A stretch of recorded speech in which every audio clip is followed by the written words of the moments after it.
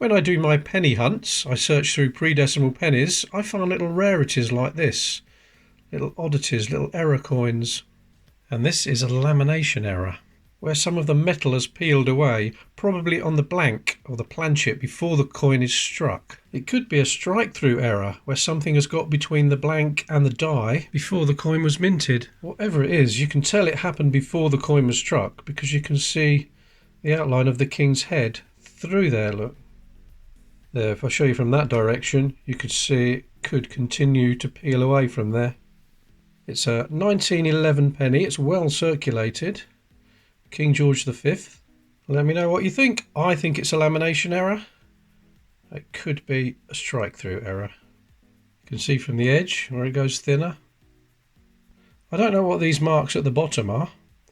I don't think that's got anything to do with that. I think that's been done afterwards. Someone's hit it with something. What do you think? Let's check the weight. Here's a normal 1911 penny. Got about the same amount of circulation. So let's put that on the scales. And that weighs 9.08. It was 9.4 when newly minted. I'll put this one on there. And that weighs just under 9, 8.99. So that makes me pretty confident it's a lamination error, and this chunk here was missing before the coin was struck. Now if I was to sell that, put some decent photographs on eBay, I'd expect to get about £25–30 for that, but I'm not going to sell it. Right, that's that one. Now this one is another George V coin, another George V penny. This time it's from 1916. And I think that is a strike-through error. I think something has got between the blank and the die and left a little mark like that. I don't think it's a cracked die or a lamination error. What do you think that could be? Let's see if we can see it any clearer under the microscope. There, you can see the outline of it there, and the coin has been struck by whatever that is was in place. Probably a little bit of metal, a bit of paper, a little bit of wood, something like that. Got between the coin and the die, or the blank and the die before it was struck. You may have a different opinion. Please put it in the comments. That's that one. Next one is this. It's a jersey, 1/12 of a shilling. No errors or anything on this. It's just the oldest jersey one I've found. In Victoria, 1877. A little bit of damage down there, but we can see the H mint mark. It was made at Ralph Heaton & Son in Birmingham. The Birmingham Mint. Yeah, I just thought that was a nice little find. Right, next one is this. Pears soap. And it's been stamped onto an 1855 10 centimes coin from France.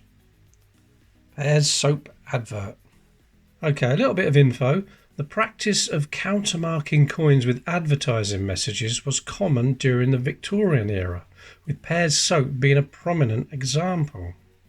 Pears soap, known for its transparent soap, utilised a unique marketing tactic by countermarking French 10 centime coins with its brand name. The company capitalised on a loophole in British law where defacing English coins was illegal, but foreign coins were not subject to the same restrictions. By circulating these countermarked coins, Pears soap gained a widespread visibility and brand recognition without incurring direct advertising costs. Pears soap coins are now considered valuable collectibles by coin collectors and enthusiasts of heuristics. Yeah, whatever. Yeah, just read it. Yeah, numismatists and enthusiasts, they're hard words to say, you know, for me anyway. I'm not sure how the company put them into circulation. They must have just given them out to people and then they found their way into circulation. Surely they didn't try and spend them illegally. People that were given them might have done, but surely the company didn't. They're virtually the same size as the penny, just slightly smaller, fractionally smaller, so they could have easily been palmed off as an original coin. Now, I did say they're valuable collectibles, but I don't think they're that valuable. Let's have a look on eBay and see what they're selling for. So I'll put Pears soap 10 centimes coin in the search box. We've got one there, $4.95 by it now. 5.92. That's not a very good picture, is it? One there for £10.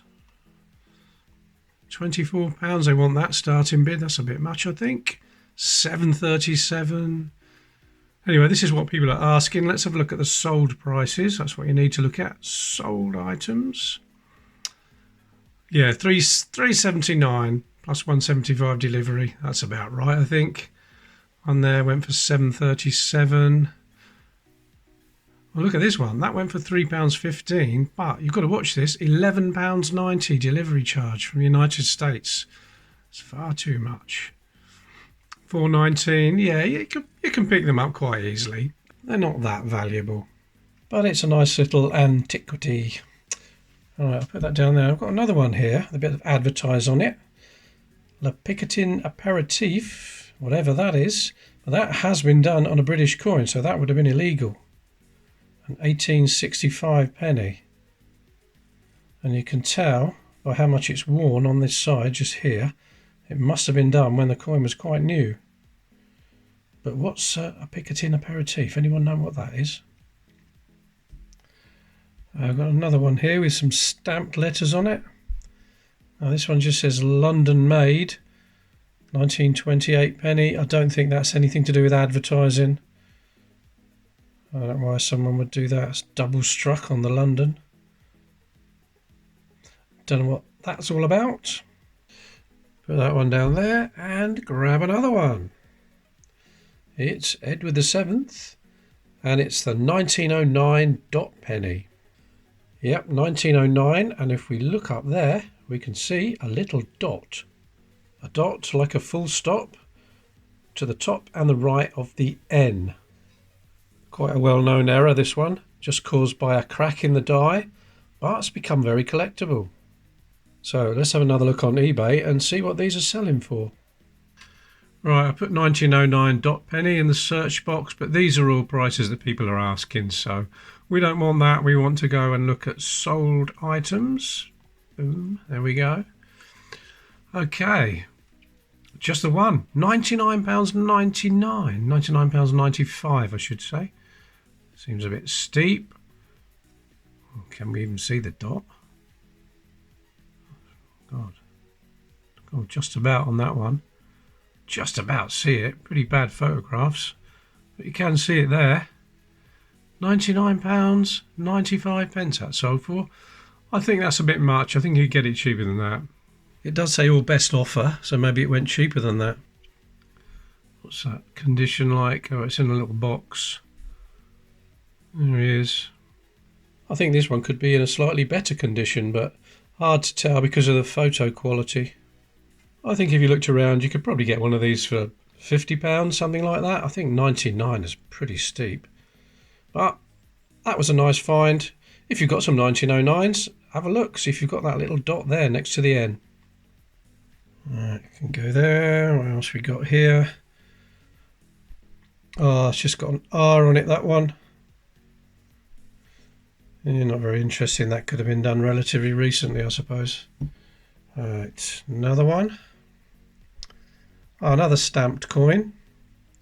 This time it says 586B. Same on that size, I think, yep. 586B. That could have been personal to someone, I suppose. Some tally number or something. Tag number. 1914. George V. Alright, next one. What we got here? 1916. That's another George V. And that one is definitely a lamination error. That's where the planchet or the blank was disintegrating before the coin was struck. You can see it goes all the way up there. Quite a nice little example, that one. 1916. All the way along there. You can even see a little bit of flaking on the edge. Definitely a blank error, that one. A planchet error. Quite nice. I don't know what the value of that would be. If I put that on, good photographs, maybe £10, maybe even 20. It's quite a good example. I get a lot of messages, people saying, oh, I've got this coin, I've got that coin, please help me sell it. But I don't sell coins, so I'm the worst person to ask. I give them away sometimes, but I don't sell them. I just say, eBay. Right, this one here then, what we got? 1939. Oh yes, I remember finding that. Probably someone just experimenting with their engineering equipment. No value in that one. I remember finding this one and thinking, oh my god, I found something amazing. Look at that, look at the date. I thought, wow, it's been minted without the last digit. But when you catch the light, you can see someone's ground it away, haven't they? Somebody in the distant past. Probably when the coin was relatively new. You can see that some angles just could look like a 9. Definitely not an error. Human interference is what that one is. But I remember being quite excited when I found it, so I'll keep it, I think. Okay, next one is an 1890 penny. Queen Victoria. It's pretty worn, but let's have a look at the date. Now you should be able to see there that the 9 and the 0 are lower than the 1 and the 8. Now if I put a normal date on top, you can see all the digits are level. Let me freeze that. And on the bottom one, you can see the 9 and the 0 are lower. Let's put lines across, see it more clearly there now. There we are. It's a relatively new discovery. Let me know if you've got one. Don't think anyone knows how rare it is yet. There might be a lot about and no one's discovered them. Did find this in a hunt, but I didn't realise I'd found it at the time. So it'll be interesting to know if anyone else has found one of these. Put that there. One more. Is this George V coin again? Now what year is that? No idea. Right, let's weigh that. So we know it was 9.4 grams when minted, and that weighs 6.52 grams. So we can be pretty sure it wasn't minted like that. And look at the edge of a normal one, and then I bring that one in, you can see it's half the width. I wonder if they started the process of making a double-headed coin by sticking another one on there, on that side. We'll never know. Right, there we are. That's it for this video. I have made one like this before. If you click on that link there, oddities or more oddities. And thank you very much for watching. Please subscribe if you haven't, and I'll see you in the next video.